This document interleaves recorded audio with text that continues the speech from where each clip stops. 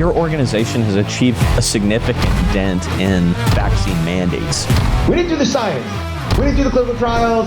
We didn't do the post safety. But one thing we know it's rare. Hello, and welcome to the 2026 RPT Convention down in Houston, Texas. I am Carrie Bigford, Outreach Director with Texans for Vaccine Choice, and I am joined today by Bo French, who is running for Railroad Commissioner of Texas.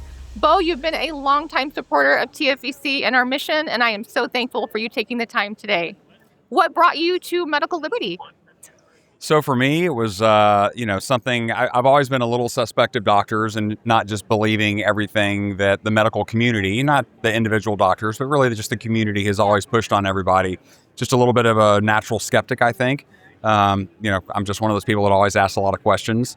And it really hit home for me when, even going back before I had kids, they were like, always get the flu shot every year. And I'm like, I don't need the flu shot. I get the flu, once every 3 years. Why do I need to go get a shot every year? And it's not that bad. So, I'm generally in good health. So not something I need to worry about. And then I had kids and I started thinking about, what the medical community wanted to force onto my children. And I was like, well, that's just a terrible idea. And, plus you'd heard all the just anecdotal stories that really, I think the mainstream had done forever, had tried to repress. Absolutely. And so for me, it was like, there's enough of a question that I don't have to buy into every theory, but I'm going to delay vaccinating my children.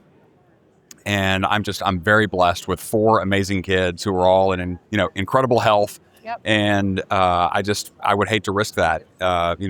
You think about when I was a kid, I know that I did get some shots. I don't even remember what they all were at this point, but I think I got like 6 shots or 8 shots or something like that, over the course of my entire childhood.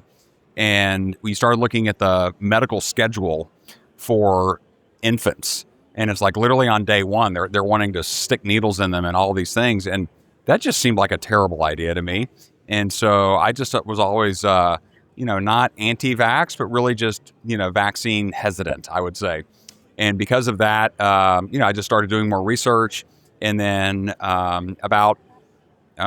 maybe 14 or 15 years ago, met some people who were really involved in kind of the medical freedom movement here in Texas. And just total patriots and people that I probably some of them I didn't even agree with on, all of their politics, right. But there was this crossover. Yeah. And it was like, this makes so much sense to me. Obviously a believer in liberty just to begin with. Yeah. And skeptical of any time the government is trying to force people to do things. And so that was really just kind of what brought me to where I am now. And, of course, I'm a big supporter of this organization and have been for a long time. Yes, I'm aware of that. And we tell all of our supporters how long time you have been here understanding this cause, because a lot of people misunderstand. They hear critical thinking and they assume you're an anti-vaxxer, when the reality is you believe, like we do, that every individual has a right to decide if they receive a vaccine, when they receive that vaccine, and how many vaccines they receive at one time. It's about consumer rights and bodily autonomy, not about your belief in any particular product. So knowing that, we have a very ambitious slate this year to end vaccine status discrimination. What are your thoughts on vaccine choice and medical liberty in Texas? Like, where do you see it going?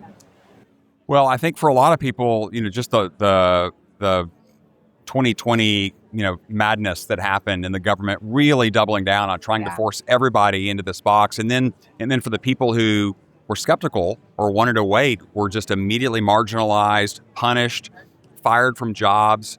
And I think all of that was just, it was so much of an overreach of government that I don't know the numbers of your organization. I assume you have exploded since then. I would think so, because even the online discourse has exploded so much. Though I will say, my previous Twitter account was canceled. They literally shut my account down because I said a lot of things, but one of the things that they dinged me on frequently was talking about how, the COVID shot didn't really do anything. And in fact, it killed a couple people that I know. And so because of that, I think it just reinforced this notion that, people need to decide for themselves if that's a path they want to go down. and having the government force you to do those things is not good for anybody. And so, my hope is going forward that, the Texas legislature will go even further in protecting medical freedom for people so that they're not forced to do things that they don't want to do. Yeah, you're absolutely right. Force is not the way, especially when you as the individual own all the legal, financial, and physical risk. The government has no risk. Your doctor has no risk.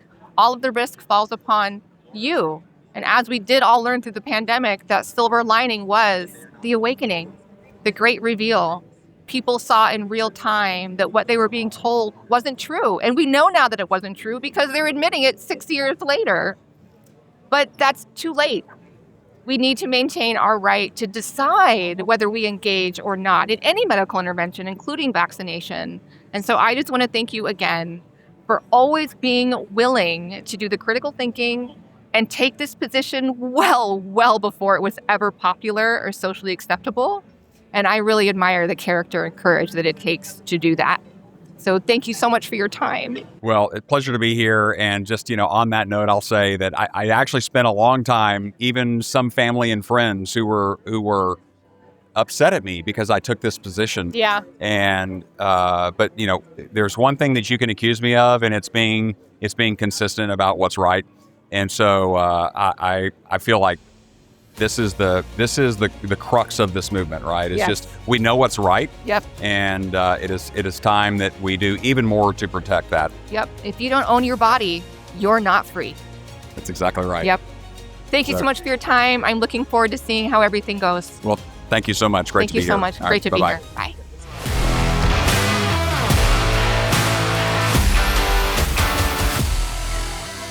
Thank you for listening to the Shot Callers podcast. Please, if you found value in this content, rate us and share the podcast with a friend. It's a great way to get the message out and to empower everyone to make informed decisions. Until next time, never forget, we are the Shot Callers.